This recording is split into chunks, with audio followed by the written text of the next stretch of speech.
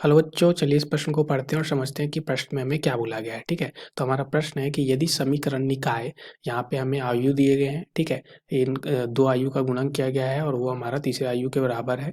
तो इसका अद्वितीय हल विद्यमान है, तब हमारा अल्फा जो है वो क्या होगा इन चार विकल्पों में, ये हमसे पूछा गया है। तो इस प्रश्न को हल करने से पहले मुख्य अवधारणा को हम लोग देख लेते हैं। ठीक है, तो हम बात करते हैं पहले मुख्य अवधारणा की।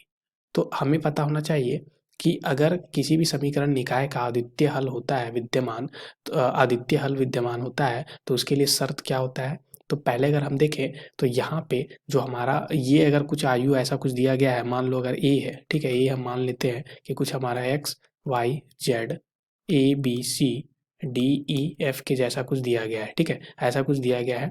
फिर हमारा यहाँ पे जो अचर पद है, अचर पद हमारा एक्स वाई जेड है। तो यहाँ पे माफ़ कीजिएगा, ये जो हमारा एक्स वाई जेड इसको ना बोल के अभी, ठीक है, इसको हम बोल देते हैं, मान लो कुछ अलग पी क्यू आर बोल देते हैं। ठीक है, और जो हमारा यहाँ पे दूसरा जो हमारा है वो एक्स है, मान लो आयु, जिसका नाम यहाँ पे हमने एक्स रखा है और वो हमारा एक्स वाई जेड है, चर पद। ठीक है, चर पद है ये।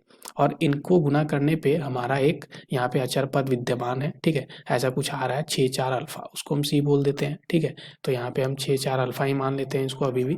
तो ये हमारा सी है। ठीक है, आयु। तो अब बात करें हम, अगर इसका अद्वितीय हल होने वाला है, ठीक है, ए एक्स बराबर सी का अगर अद्वितीय हल है, ठीक है, अद्वितीय अद्वितीय हल है, तो इसका शर्त क्या होता है। तो इसका शर्त होता है कि जो हमारा ए है, ठीक है, ए का यहाँ पे हम बात करें तो यहाँ पे जो ए का जो हमारा यहाँ पे, ठीक है, सारणिक है, वो हमारा कभी भी 0 के बराबर नहीं होगा। ठीक है, तो ये हमारा होता है शर्त। तो अब इसी मुख्य अवधारणा पे आधारित हम इस प्रश्न को हल करने वाले हैं। ठीक है, अद्वितीय हल के लिए हमारा ए का सारणिक जो होता है वो कभी भी हमारा 0 के बराबर नहीं होगा। तो ए हमारा यहाँ पे क्या दिया गया है, तो ए हम देख सकते हैं। तो यहाँ पे जो है वो हमें ए जो है वो हमें क्या दिया गया है, तो ए हमें दिया गया है। ठीक है, ऐसा कुछ हमें दिया गया है। तो ये है 1 2। ठीक है, यहाँ पे हम लिखते हैं 1 2, फिर हमारा क्या है, तो 4। ठीक है, यहाँ पे हम देखें तो 4। सबसे पहले हम बात करते हैं ए का, हम यहाँ पे सारणिक मान निकाल रहे हैं, इसलिए सारणिक यहाँ पे लिख देते हैं हम अभी। ठीक है, तो ए का सारणिक हम पहले निकाल रहे हैं। तो यहाँ पे ए का सारणिक 1 2 4, फिर क्या है हमारा, तो ये है 2 1 2, फिर है 2 1 2, फिर हमारा क्या है यहाँ पे 1 2 अल्फा माइनस 4। तो 1 2 अल्फा माइनस 4। ठीक है, इसका मान कभी भी 0 के बराबर नहीं होगा अद्वितीय हल होने के लिए। ठीक है, निकाय का, समीकरण निकाय का। तो यहाँ से अगर हम बात करें तो इसको हल कैसे करेंगे, सबसे पहले एक के अबाउट इसको हम क्या करेंगे, यहाँ पे इसको तोड़ेंगे। ठीक है, तो यहाँ पे हम देखें तो 1 और यहाँ पे क्या आ जाएगा 1 गुना अल्फा माइनस 4, तो अल्फा माइनस 4 बन गया, माइनस 2 गुना 2 क्या बन जाएगा 4 बन जाएगा, माइनस यहाँ पे 2 के जगह हम यहाँ पे अब इसको, इस वाले हम पंक्ति को और इस वाले स्तंभ को छोड़ेंगे 2 के लिए। तो हमारा क्या बचेगा यहाँ पे, तो 2 का हम गुना करेंगे यहाँ पे अल्फा माइनस 4 से, और माइनस यहाँ पे 2 को 1 से गुना करेंगे तो 2 आ जाएगा। अब 4 के स्तंभ और पंक्ति को छोड़ेंगे तो 2 गुना 2 यानी कि 4 हो गया, और 1 गुना 1 यानी कि 1 हो गया।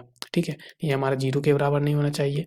तो आगे इसको हल कर लेते हैं। तो ये बन जाएगा अल्फा माइनस 8, यहाँ पे क्या बन जाएगा माइनस 2, और ये क्या बन जाएगा यहाँ पे 2 अल्फा माइनस 8, और ये बन जाएगा 2। ठीक है, और ये क्या बन जाएगा 12। तो ये हमारा 0 के बराबर नहीं होगा। तो यहाँ से देखें तो अल्फा माइनस 8, ये क्या बन जाएगा हमारा माइनस 2, और ये 2 अल्फा माइनस 10, और ये 12 कभी भी 0 के बराबर नहीं होगा। ठीक है, आगे इसको सरल कर ले तो ये बन जाएगा अल्फा माइनस 8। ठीक है, ये क्या बन जाएगा 4 अल्फा, ये हो जाएगा 4 अल्फा माइनस माइनस प्लस, यहाँ पे क्या आ जाएगा हमारा 10 और गुना 2 यानी कि 20। ठीक है, अब इसको आगे हल कर लें हम तो प्लस 12 क्या आ गया हमारा प्लस 12, ये कभी भी 0 के बराबर नहीं होगा। तो यहाँ से हम देखें तो ये हो गया माइनस 3 अल्फा। ठीक है, और ये हमारा क्या आ जाएगा 32 में से 8 जाएगा तो क्या बनेगा, सिर्फ हमारे यहाँ पे प्लस में 24 बचेगा, ये कि कभी 0 के बराबर नहीं होगा। तो यहाँ से हम देख सकते हैं माइनस 3 अल्फा हमारा कभी भी माइनस 24 के बराबर नहीं होगा, यानी कि यहाँ से बोल सकते हैं कि अल्फा जो है कभी भी हमारा 8 के बराबर नहीं हो सकता अद्वितीय हल के लिए। ठीक है, तो हमारा क्या आ गया अल्फा कभी भी 8 के बराबर नहीं होगा। तो दिए गए विकल्प में हम देख सकते हैं, पहले विकल्प में बोला है कि सभी वास्तविक संख्या अल्फा होगा, तो ये तो गलत है।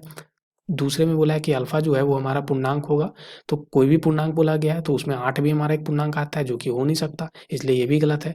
तीसरे में बोला है कि अल्फा हमारा 8 होगा, तो अल्फा तो 8 हो ही नहीं सकता। ठीक है, तो चौथा विकल्प हमारा अद्वितीय हल के लिए इस दिए गए प्रश्न के लिए हमारा सही विकल्प हो जाएगा। आशा करते हैं आपको इस प्रश्न का हल समझ में आ गया होगा। धन्यवाद बच्चों।